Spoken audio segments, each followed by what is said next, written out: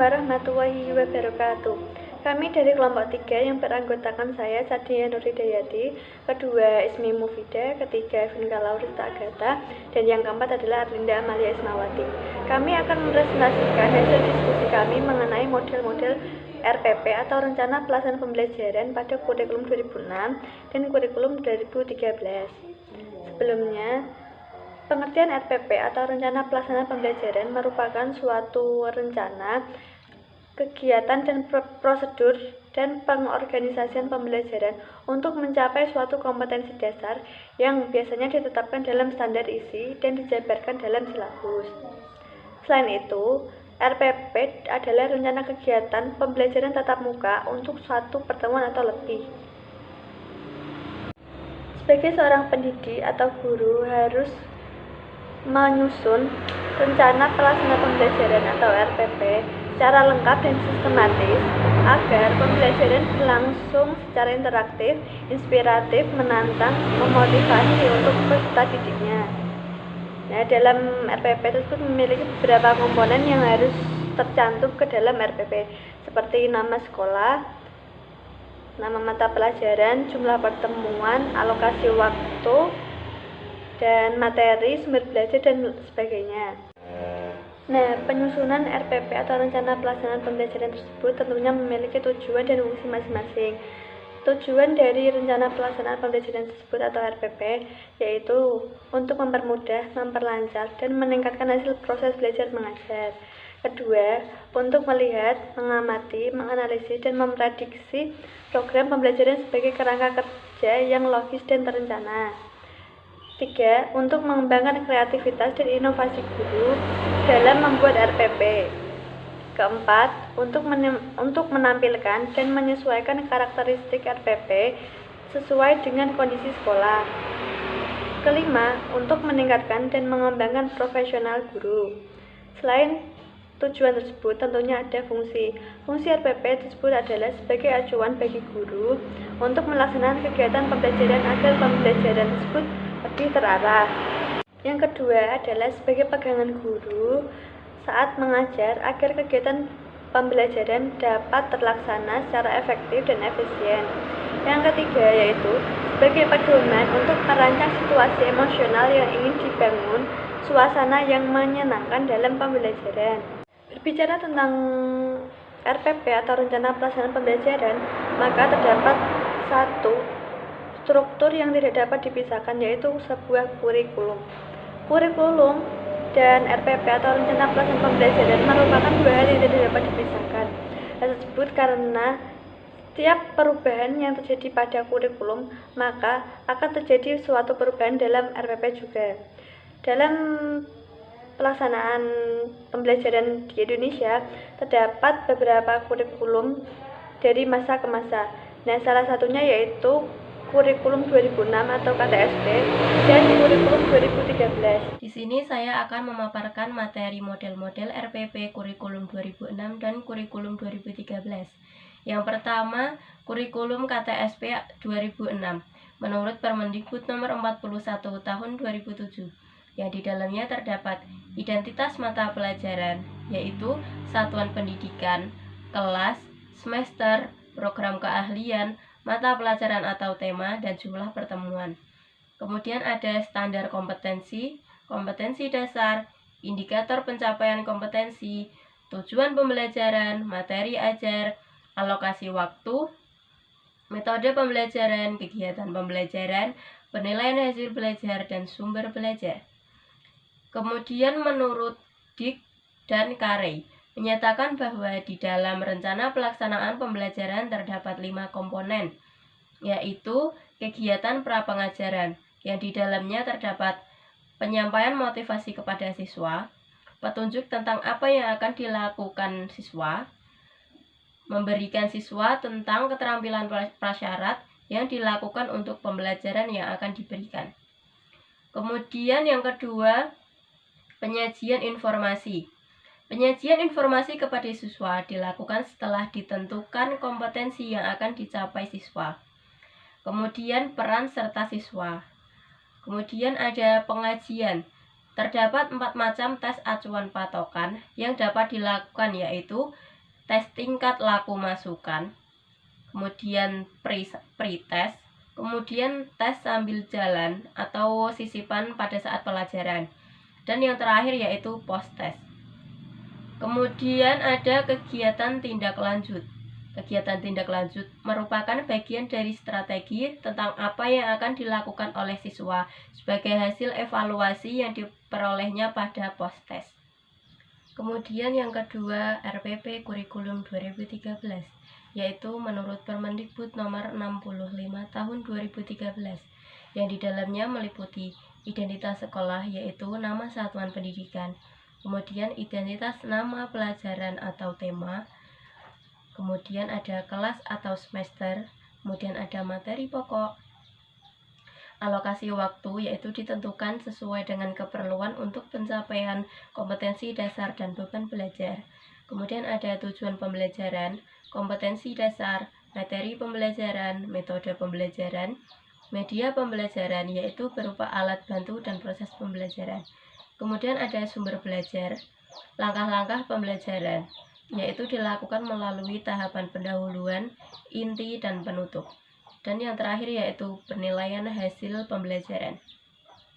Proses pembelajaran pada kurikulum 2013 untuk semua jenjang pendidikan dilaksanakan dengan menggunakan pendekatan saintifik.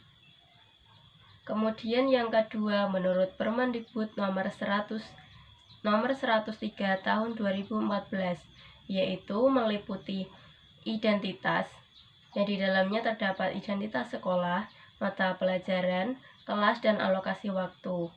Kemudian kompetensi inti, kompetensi dasar, dan indikator pencapaian kompetensi.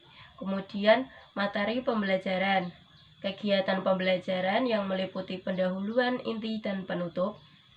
Kemudian ada penilaian, dan yang terakhir yaitu media atau alat, bahan, dan sumber belajar. Kemudian yang ketiga, menurut Permendikbud nomor 22 tahun 2016, yang di dalamnya terdapat identitas, meliputi sekolah, mata pelajaran, kelas atau semester, materi pokok, dan alokasi waktu. Kemudian ada kompetensi inti, yang meliputi kompetensi inti 1, kompetensi inti 2, kompetensi inti 3, dan kompetensi inti 4. Kemudian ada kompetensi dasar dan indikator pencapaian kompetensi. Yang keempat ada tujuan pembelajaran, materi pembelajaran, metode pembelajaran, media pembelajaran, sumber belajar, langkah-langkah pembelajaran, penilaian dan hasil belajar, dan lampiran, yaitu hal-hal yang mendukung pada saat pembelajaran. Kan materi tentang contoh model RPP, kurikulum KTSP atau 2006, dan kurikulum 2013. Teman-teman dapat melihat contohnya pada makalah halaman 17-24. Di sini saya akan menjelaskan mengenai perbedaan kurikulum 2006 dengan kurikulum 2013. Kurikulum 2013 itu dibuat sebagai penyempurna dari kurikulum sebelumnya. Kurikulum 2013 itu dirancang berdasarkan landasan yuridis, landasan empiris, landasan filosofis, dan landasan teoritis. Nah, di dalam kurikulum 2013 terdapat beberapa elemen-elemen perubahan. Yang pertama, elemen kompetensi kelulusan, lalu elemen perubahan kedudukan mapel, pendekatan, struktur kurikulum, mata pelajaran dan alokasi waktu, proses pembelajaran, penilaian hasil belajar, dan ekstrakurikuler. Lalu, perbedaan antara KTSP 2006 dengan kurikulum 2013. Untuk yang pertama kita bahas terlebih dahulu yang KTSP 2006. Yang pertama, mata pelajaran tertentu mendukung kompetensi tertentu untuk semua jenjang. Yang kedua, mata pelajaran dirancang berdiri sendiri dan memiliki kompetensi sendiri untuk semua jenjang. Yang ketiga, bahasa Indonesia sejajar dengan mapel lain untuk jenjang SD. Yang keempat, tiap mata pelajaran diajarkan dengan pendekatan yang berbeda untuk semua jenjang. Yang kelima, Tiap jenis konten pembelajaran diajarkan dengan terpisah untuk jenjang SD. Yang keenam, tematik untuk kelas 1 sampai 3 belum integrate. Ini khusus untuk jenjang SD. Yang ketujuh, TIK adalah mata pelajaran tersendiri. Ini khusus untuk jenjang SMP. Yang kedelapan, bahasa Indonesia sebagai pengetahuan untuk jenjang SMP, SMA, dan SMK. Yang kesembilan, untuk SMA ada penjurusan sejak kelas 9 untuk jenjang SMA.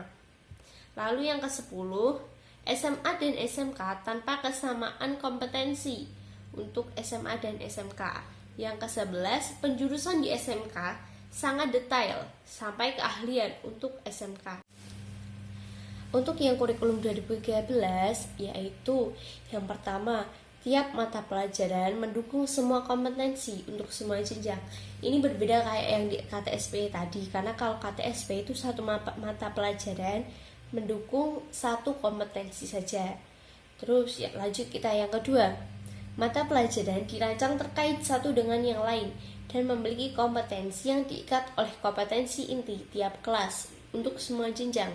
Yang ketiga, bahasa Indonesia sebagai penghela mapel lain digunakan sebagai sikap keterampilan berbahasa. Ini untuk jenjang SD. Lalu yang keempat, semua mata pelajaran diajarkan terkait dan terpadu dengan pendekatan yang sama atau saintifik melalui mengamati, menanya, mencoba, menalar, dan lain-lain untuk semua jenjang. Lalu bermacam-macam jenis konten pembelajaran. Bermacam-macam jenis pembelajaran diajarkan terkait dan terpadu satu sama lain untuk jenjang SD. Lalu yang keenam, konten ilmu pengetahuan diintegrasikan dan dijadikan konten penggerak mata pelajaran lainnya. Ini untuk jenjang SD. Kalau kalian perhatikan, udah pernah buka buku anak SD yang tema-tema itu pasti paham. Kan di situ ada tema, subtema juga. Terus pembelajaran satu kayak gitu. Pokoknya jenisnya kayak gitu. Terus yang ketujuh, tematik untuk kelas 1 sampai kelas 6 untuk jenjang SD. Yang kedelapan, TIK merupakan sarana pembelajaran untuk jenjang SMP. Tadi berbeda kayak yang di KTSP ya. Kalau KTSP itu kan TIK itu mata pelajaran sendiri. Terus yang ke-9, bahasa Indonesia sebagai alat komunikasi dan carrier of knowledge untuk jenjang SMP, SMA, dan SMK. Yang 10, tidak ada penjurusan di SMA. Ada mata pelajaran wajib, peminatan, antar minat, dan pendalaman minat untuk SMA dan SMK.